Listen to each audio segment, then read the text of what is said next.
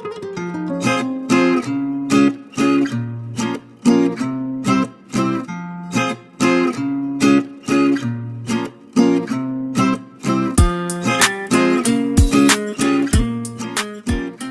Guys, आज हम बात करेंगे एंग्लो इंडियंस की। और एंग्लो इंडियंस के बारे में साइमन कमीशन ने अपनी रिपोर्ट में भी बताया हुआ है। सो हम साइमन कमीशन को ही कोट करेंगे। साइमन कमीशन के बारे में एक बात ये बता दूं कि साइमन कमीशन को हम पॉपुलरली कहते हैं साइमन कमीशन, क्योंकि वो उस कमीशन का जो चेयरपर्सन था। बट एक्चुअल में ऑफिशियली इसका नाम साइमन कमीशन नहीं था, इसको कहते थे इंडियन इंस्टीट्यूटरी कमीशन। उसने जो रिपोर्ट सबमिट की थी उसी को हम पॉपुलरली साइमन कमीशन कहते हैं। सो गाइस, इनके इस रिपोर्ट का चैप्टर नंबर 5 ये डेडिकेटेड है एंग्लो इंडियन कम्युनिटीज़ के लिए, जिसमें आप देख सकते हैं कि ये बहुत बड़ा चैप्टर नहीं है, बहुत छोटे में इन्होंने डील किया है इसको। इसमें उनके स्टेटस को, एम्प्लॉयमेंट को और उनके प्रॉस्पेक्ट्स को लेकर के उन्होंने अपनी रिपोर्ट में एक्सप्लेनेशन दिया है। सो गाइस, हम सीधा चलते हैं चैप्टर नंबर 5 पे। ये आप देख रहे होंगे कि चैप्टर नंबर 5 पे इन्होंने शुरुआत जो की है वो मोंटेगो चेम्सफोर्ड रिपोर्ट के पैराग्राफ नंबर 346 से की है। सो गाइस, जो हिस्ट्री के स्टूडेंट नहीं है उनके लिए मैं बता दूं कि Edwin Montague secretary of state for India थे 1917 टू 1922 तक, और मिस्टर चेम्सफोर्ड ये वाइसरॉय ऑफ इंडिया थे बिटवीन 1916 एंड 1921।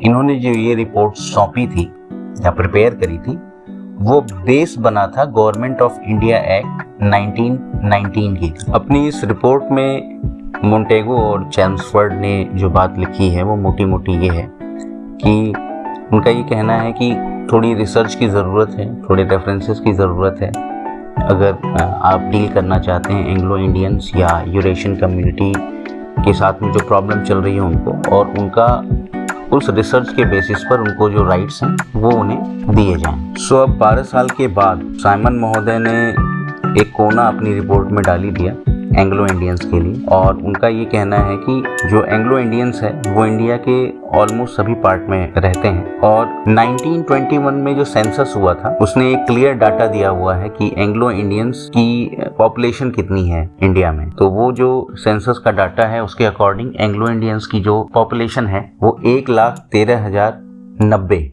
ये उनकी पॉपुलेशन थी उस समय, जो ऑल ओवर इंडिया में थे, बट मोस्टली वो अर्बन एरियाज में ही रहते थे। इनकी जो पॉपुलेशन है वो सबसे ज्यादा 95,000 के करीब वो ब्रिटिश इंडिया में रहते थे, चीफली मद्रास, बंगाल, बॉम्बे और बर्मा में, और बाकी जो 70,000 के करीब हैं वो मेनली जो प्रिंसली स्टेट्स थे, मैसूर, त्रावणकोर, कोचीन एंड हैदराबाद, यहाँ रहते थे।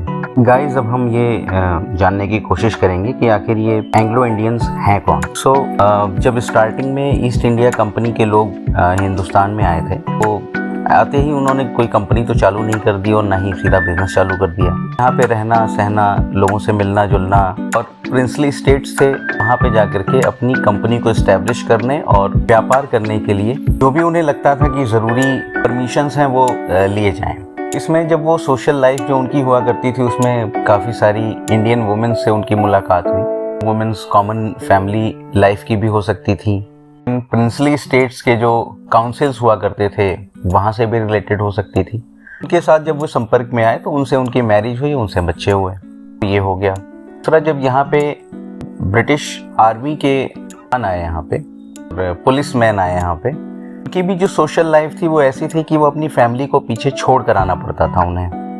अपनी सोशल लाइफ में उन्हें ऐसा हुआ कि इंडियन वुमेन्स के साथ उनकी मैच मेकिंग हो गई और उन्होंने उनसे शादी कर ली। केस ये है कि जब ब्रिटिश इंडियन आर्मी के जवान यहाँ पे आए या पुलिसमैन यहाँ पे थे, क्योंकि वो फैमिली छोड़ के आते थे, तो स्टार्टिंग में तो जो ब्रिटिश ईस्ट इंडिया कंपनी थी उसने ट्राई किया कि वो ब्रिटेन से या आयरिश वुमेन्स को यहाँ हिंदुस्तान में भेजते थे ताकि उनकी एक मैच मेकिंग हो सके और वो अपनी एक फैमिली यहाँ बना सके लंबे समय तक यहाँ रहने के हिसाब से। ये स्टार्टिंग में इन्होंने प्रैक्टिस करी, बट बहुत अच्छे से ये सक्सेसफुल नहीं हुआ, तो उन्होंने ये प्रैक्टिस छोड़ दी। कुछ मैच मेकिंग हुई भी बाद में। जो ये प्रैक्टिस चूंकि कॉमन जो ब्रिटिश वुमेन थी या आयरिश वुमेन थी उनके नॉलेज में ये चीज़ थी कि इस तरह से भी एक मैच मेकिंग हो सकती है और बढ़िया फ्यूचर प्रोस्पेक्ट्स मिल सकता है जिसमें उन्हें एक गवर्नमेंट एम्प्लॉय मिल सकता है, तो वो भी कई बार अपने से, अपनी विल से वो इंडिया में आती थी यहाँ पे मैच मेकिंग के लिए, जो ब्रिटिश इंडियन सोल्जर थे उनसे अपनी मैच मेकिंग के लिए। बट कई बार ऐसा होता था कि वो जो प्रिंसली स्टेट्स में रहती थी वहाँ पे कोई प्रिंस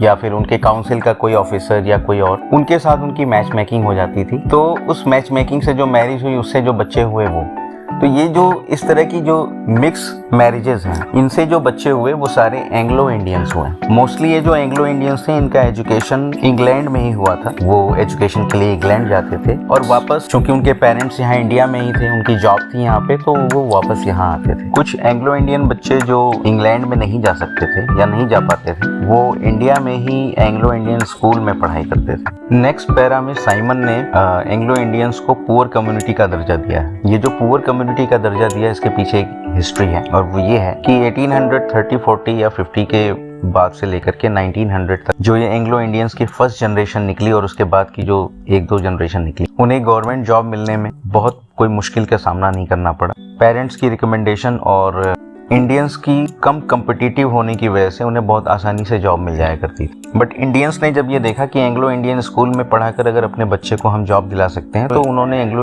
इंडियन स्कूल में बच्चों को भेजना शुरू किया। सो इस वजह से जो इंडियंस थे, जो एंग्लो इंडियन स्कूल से पढ़ कर के आए, उन्होंने इन एंग्लो इंडियंस को बहुत अच्छा कंपटीशन दिया और उनकी जॉब जहाँ पे भी वो लेते थे जॉब, वहाँ पे कंपटीशन दे करके एक डोमिनेंट पोजीशन हासिल करी। यही वजह है कि धीरे धीरे उनकी जो जॉब है वो आसानी से मिलनी कम हो गई और वो उन्हें जॉब मिलनी कम हो गई और इसकी वजह से वो एक पुअर कम्युनिटी का दर्जा हासिल कर लिया उन्होंने। इसी बात को मोंटेगो चेम्सफोर्ड ने अपनी रिपोर्ट में पहले और बाद में साइमन साहब ने अपनी रिपोर्ट में कोट किया है। चलिए अब हम कुछ नोटेबल एंग्लो इंडियन से मिल लेते हैं। बेन किंग्सले, इन्हें तो मेरे ख्याल से सभी जानते हैं। फ्रैंक एंथनी, ये 2003 का पोस्ट स्टैम्प है और he was the founder of the council for the Indian school certificate examination, जो कि आपका जो ICSE बोर्ड है उसे ऑपरेट करता है।